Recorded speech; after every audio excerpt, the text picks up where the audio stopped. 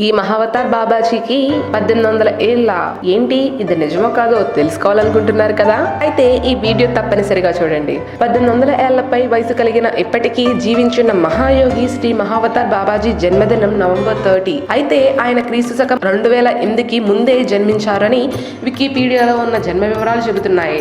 బాబాజీ ఇప్పటికీ హిమాలయ పర్వతాలలో నివసిస్తున్నారు అని సమాచారం. శ్రీకృష్ణ పరమాత్మ గీతాల చెప్పిన పద్ధతి అందించిన ఘనత అయినదే అట. తరతరాలుగా భారతీయ సంస్కృతి రక్షించడంలో తన శక్తిని ఉపయోగిస్తున్నారట బాబాజీ. ఈ బాబా సమీపంలో ఉండే ఒక గృహను ఒక సినీ నటుడు రజనీకాంత్ తో పాటు పలువురు దర్శించుకున్నారట. పరమహంస ఒక యోగి ఆత్మకథ ఆధారంగా రజనీకాంత్ బాబా సినిమా నిర్మించారట. తమిళనాడులో జన్మించిన బాబాజీ సుబ్రహ్మణ్యేశ్వర స్వామి అనుగ్రహంతో చిరంజీవిత్వం పొందారని, వీరి గురించి గురువులు అయిన సేవాచరణం, లహరి మహాసమలు ద్వారా ప్రపంచానికి తెలిసింది. ఈ వీడియో మీకు నచ్చినట్టయితే లైక్ చేయండి, షేర్ చేయండి. మరిన్ని వీడియోస్ కోసం మా ఛానల్ని సబ్స్క్రైబ్ చేయండి.